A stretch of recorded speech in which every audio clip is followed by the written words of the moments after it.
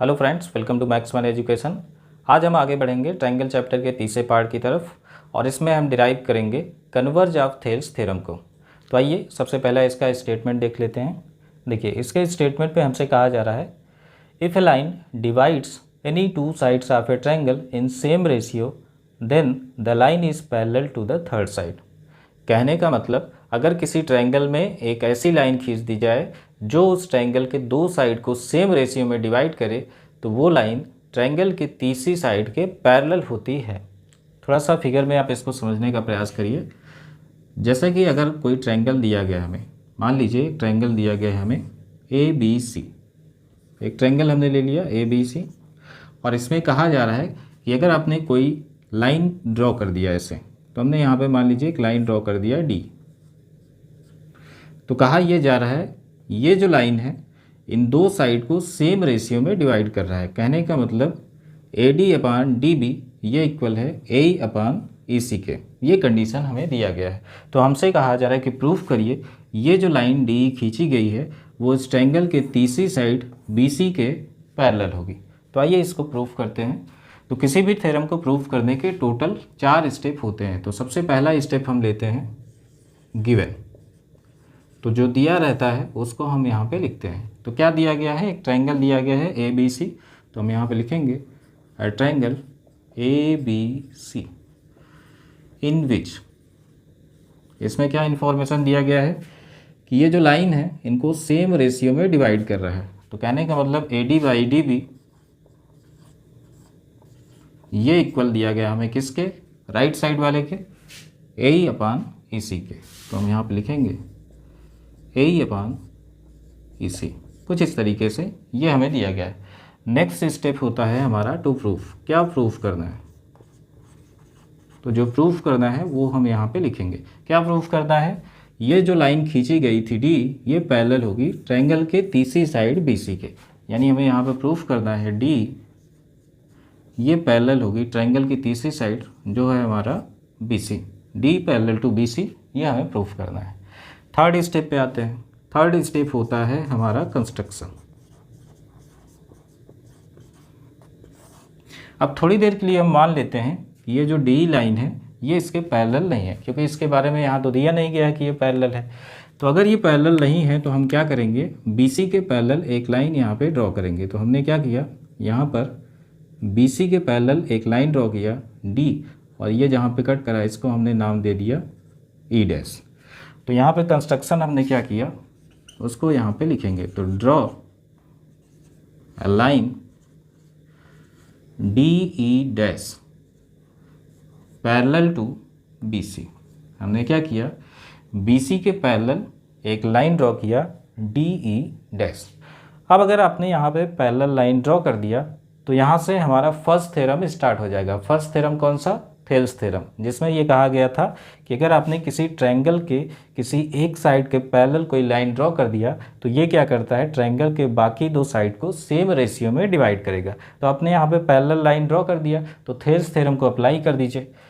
तो अगर ये पैरेलल लाइन आपने ड्रॉ कर दिया तो यहाँ से हमें एक रिजल्ट देखने को मिला। तो अगला स्टेप होगा हमारा प्रूफ। तो यहाँ से हमें रिजल्ट क्या देखने को मिलेगा, जब आपने एक पैरेलल लाइन ड्रॉ किया तो AD बाई DB जितना होगा उतना ही AE dash upon E dash C होगा। तो हम यहाँ पे लिखेंगे AD by DB this is equal to, Thales theorem हमें लगाना है, ये लाइन पैरेलल है तो यही पॉइंट पे ये सेम रेशियो में डिवाइड करेगी, यानी AE dash upon E dash C। तो हम यहाँ पे लिखेंगे AE dash upon E dash C, कुछ इस तरीके से। अब देखिए ये तो हो गया थेल्स थ्योरम से। आप चाहे तो यहाँ पे ब्रैकेट में लिख सकते हैं, थेल्स थ्योरम के द्वारा हमने इसको यहाँ पे लिखा कुछ इस तरीके से। अब देखिए AD बाई DB ये AE dash upon E dash C हमने यहाँ पे थेल्स थ्योरम के द्वारा लिखा। लेकिन यहाँ पे एक चीज़ पहले से ही दी गई है, AD upon DB this is equal to AE upon EC। तो यहाँ पे AD अपान DB है उसकी जगह जो दिया गया है उसको हम लिख देते हैं। तो हम यहाँ पे AD अपान DB की जगह क्या लिख सकते हैं, AE अपान EC। तो AD अपान DB की जगह हम लिखेंगे AE अपान EC, क्योंकि ये पहले से ही दिया गया है। तो इसकी जगह हम लिख सकते हैं AE dash upon E dash C। ये कुछ इस तरीके से आ गया। अब इन दोनों को हमें कंपेयर करना है, तो कंपेयर करने के लिए क्या करना चाहिए यहाँ पर, या तो इसके डिनोमिनेटर को इक्वल कर लीजिए या तो इसके न्यूमरेटर को इक्वल कर लीजिए। अब देखिए यहाँ पर एक चीज़ को हम इक्वल कर सकते हैं, तो इसके लिए अब क्या करेंगे, दोनों साइड में 1 को ऐड कर दीजिए। तो जब आप दोनों साइड में 1 को ऐड करेंगे तो ये कुछ इस तरीके से बनेगा AE upon EC plus 1, this is equal to, यहाँ पर आ जाइए, AE dash upon E dash C plus 1। किसी भी इक्वेशन के दोनों साइड में अगर कोई चीज़ आप ऐड करते हैं तो उस इक्वेशन में कोई भी परिवर्तन नहीं होता। तो ये कुछ इस तरीके से आ गया। अब चलिए आगे बढ़ते हैं, इन्हीं का एलसीएम लेकर हम इनको सॉल्व करेंगे। तो बगल में हमारे पास जगह है, यहीं पर हम कंटिन्यू करते हैं। तो देखिए इसके नीचे EC है, जब हम एलसीएम लेंगे तो यहाँ पर आ जाएगा EC। A जैसा है वैसा ही रहेगा, प्लस EC का 1 में मल्टीप्लाई करेंगे तो ये बन जाएगा EC, this is equal to, ऐसे यहाँ पर आइए एलसीएम लेंगे तो आएगा E डैश C। अब इसके ऊपर AE डैश है, ये तो एज इट इज रहेगा, प्लस E डैश C का मल्टीप्लाई करेंगे 1 में तो यहाँ पर भी आ जाएगा E डैश C, कुछ इस तरीके से। अब चलिए AE प्लस EC, अगर आप AE और EC को ऐड करते हैं तो इन दोनों की जगह AC हम लिख सकते हैं। तो AE प्लस EC ये बराबर हो गया AC के, और डिवाइडेड बाय EC हमारे पास है तो EC को आप एज इट इज लिखिए, यहाँ पर आ जाइए AE dash plus E dash C, यानी A से आपको E डैश तक आना है और E डैश से C तक जाना है। तो जब आप A से E डैश आएंगे और E डैश से C तक जाएंगे तो टोटल कहने का मतलब हम पहुंच गए A से C तक। तो AE dash plus E dash C, इसकी जगह हम लिख सकते हैं AC। तो इसकी जगह हम लिख देंगे AC और divide by E dash C, ये कुछ इस तरीके से। अब यहाँ पर आ जाइए, अब देखिए दोनों साइड में आप क्या देख रहे हैं, AC और AC दोनों इक्वल हैं। तो AC दोनों इक्वल हैं तो इसका मतलब दोनों को हम कैंसिल कर सकते हैं। तो AC से AC को कर दीजिए कैंसिल। अब इसका क्रॉस मल्टीप्लाई कर दीजिए, तो इसका इधर मल्टीप्लाई करेंगे तो इधर 1 बचा है तो ये इधर आएगा तो ये बन जाएगा E डैश C। तो हम यहाँ पे लिखेंगे E dash C, this is equal to, ये इधर मल्टीप्लाई होगा 1 के साथ तो ये बन जाएगा EC। तो कहने का मतलब यहाँ पे E डैश C की जितना वैल्यू है उतना ही EC की वैल्यू है, यानी जितना E डैश C है उतना ही EC है।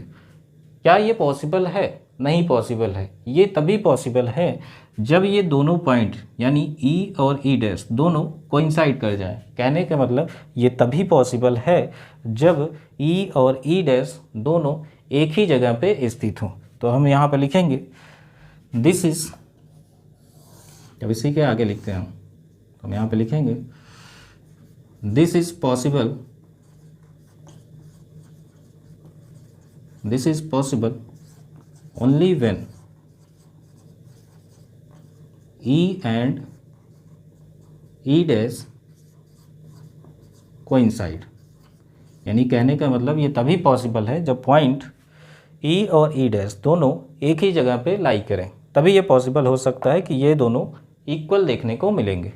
तो अगर ये दोनों कोइंसाइड कर गए, तो कोइंसाइड कर गए कहने का मतलब जहाँ पे E डैश है वहीं पर E है, तो ये लाइन तो इसके पैरेलल थी, अब ये लाइन इसका पैरेलल है, इसका मतलब ये यहीं पर आ गया, तो ये यहीं पे आ गया। कहने का मतलब D भी पैरेलल हो जाएगा किसके, BC के।